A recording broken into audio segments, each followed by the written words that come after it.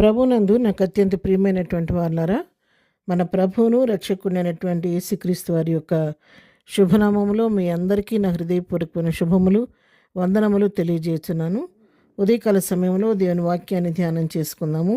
ఈరోజు వాక్య ధ్యానం కొరకు మనం తీసుకున్నటువంటి లేఖన భాగము యెషయా గ్రంథము 28వ అధ్యాయం 29వ వచనం చదువుకుందాం.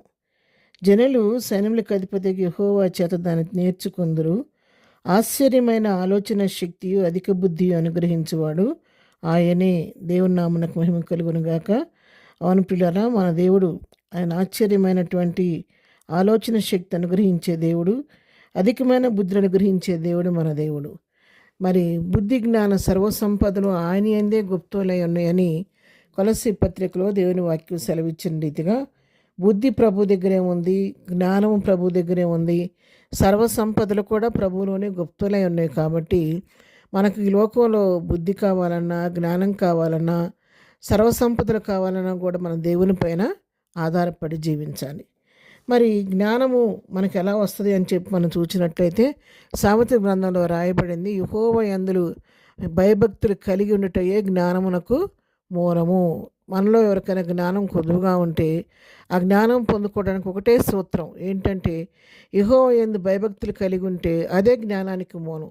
ఎప్పుడైతే మనం దేవుని యందు భయభక్తులు కలిగి ఉంటామో నేర్చుకుంటామో, దేవుని సన్నిధికి వెళ్ళి మన యొక్క అవసరతలు చెప్పుకోవటం నేర్చుకుంటామో, ప్రభు సన్నిధిలో మన ప్రార్థన విన్నపాలు తెలియచేసుకుంటాం, అలవాటు చేసుకుంటాము.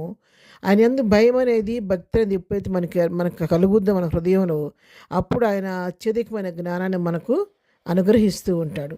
ఆయన ఎటువంటి శక్తి కలిగిన వాడంటే ఆశ్చర్యమైనటువంటి ఆలోచన శక్తి ఇచ్చే దేవుడు. మామూలమైనటువంటి ఆలోచన శక్తి కాదు, అసాధారణమైనటువంటి ఆశ్చర్యమైనటువంటి ఆలోచన శక్తి అనుగ్రహించే దేవుడు మన దేవుడు. అందుకే యెషయా గ్రంథం 9వ అధ్యాయం 6వ వచనం రాయబడింది, ఆయన ఆశ్చర్యకరుడు, ఆలోచనకర్త అని వాక్యం సెలవిస్తుంది. ఆయన ఆశ్చర్యకరుడు, ఆలోచనకర్త, అధిక శక్తి సంపన్నుడు, ఆయన జ్ఞానానికి మూలమైన దేవుడు. కాబట్టి మనలో ఎవరికైనా ఆలోచన కావాలన్నా, జ్ఞానం కావాలన్నా కూడా ఎక్కడికో వెళ్ళి ఎవరిదో సలహా తీసుకోవటం కాదు, కానీ దేవుని దగ్గరికి వెళ్ళి ప్రభువుని అడిగితే ఆయన మనకు కావలసినటువంటి ఆలోచన ఇస్తాడు, జ్ఞానం అనుగ్రహిస్తాడు. కొన్నిసార్లు ఏదైనా ఒక పని చేయాలనుకున్నప్పుడు, ఒక పని ప్రారంభించాలనుకున్నప్పుడు మరి సరైనటువంటి గైడెన్స్ లేక, సరైన ఆలోచన ఎవరు చెప్తారా మాకు, ఎవరు మాకు ఆలోచనలో కరెక్ట్గా చెప్తారని చెప్పని ఆయా వ్యక్తులు వెతుక్కుంటూ ఉంటాం. వీళ్ళైతే మనల్ని కరెక్ట్గా గైడ్ చేస్తారేమో అనుకుంటూ ఉంటాం. కానీ పిల్లరా, కొన్నిసార్లు చాలామంది గైడ్ చేస్తారు, మంచిదే. కానీ కొన్నిసార్లు వాళ్ళు ఇచ్చే సలహాలు అవి మనకు మేలుకరంగా ఉండొచ్చు. కొన్నిసార్లు అవి మనకి వాళ్ళు ఇచ్చిన సలహా మనకు కీడుకరంగా కూడా మారచ్చు.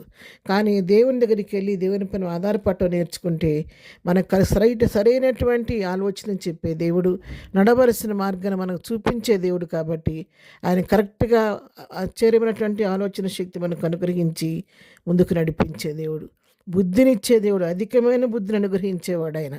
కాబట్టి ఈ లోకంలో మనకి బుద్ధి కావాలన్నా, జ్ఞానం కావాలన్నా, ఆలోచన కావాలన్నా, మరి ఏది కావాలన్నా కూడా ప్రభు పైన ఆధారపడటం మనం నేర్చుకోవాలి. ఎందుకంటే ఆయన సర్వమును సృష్టిని నోటి మాట చేత సర్వ సృష్టిని సృజించిన దేవుడు.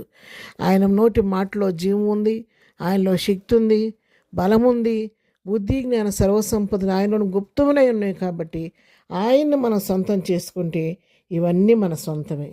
తండ్రి ఆస్తికి కుమారుడు కుమార్తె ఎలా వారసులా మారతారో, ఆ రక్తంలో కడగబడిన నీవు నేను కూడా ఆయనలో ఉన్నటువంటి సర్వసంపదలకు, ఆయన ఉన్నటువంటి బుద్ధి జ్ఞానములకు కూడా మనం అర్హులం. కాబట్టి మనం ఆధారపడటం నేర్చుకుంటే, ఆయన పైన ఆయన ఆనుకోవటం నేర్చుకుంటే, ప్రభుని అడగటం నేర్చుకుంటే ఇవన్నీ మనకు అనుగ్రహించి ఆయన కుమారులుగా ప్రభు మనల్ని ఘనపరుస్తూ ఉంటాడు. ఉదయకాలం వాక్యం వింటున్నటువంటి పిల్లరా, మీలో ఎవరైనా సరైన ఆలోచన లేక ఏ నిర్ణయం తీసుకోలేక కొట్టుమిట్టాడుతున్నారేమో, సరైన జ్ఞానం లేక బాధపడుతున్నారేమో, మరి బుద్ధి కోసం ఎదురు చూస్తున్నారేమో, ఏమి దిగులు పడద్దు, చింతపడద్దు. మనుషులు నమ్ముకుంటే మోసపోతాం, కానీ సమస్తను చెడు శక్తి కానీ దేని వైపు చూడండి, ప్రభువుని అడిగి చూడండి.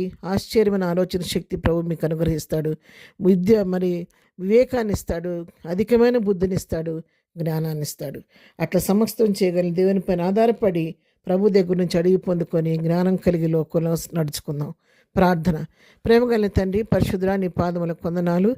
ఆశ్చర్యమైన ఆలోచన శక్తి, అధికమైన బుద్ధినిచ్చే దేవా, నీకు స్తోత్రాలు. ఈ ఉదయకాల వాక్యం మాకు అందరికి కూడా అటు ఆలోచన శక్తి, జ్ఞానాన్ని దయచేయండి. ఆలోచన సరైన నిర్ణయం తీసుకోలేక కొట్టుమిట్టాడుతున్న ప్రజలకు ఈ ఉదయకాలం ఒక మంచి ఆయన నడిపింపు, ఒక గైడెన్స్ వాళ్ళకి మీరు దయచేయండి.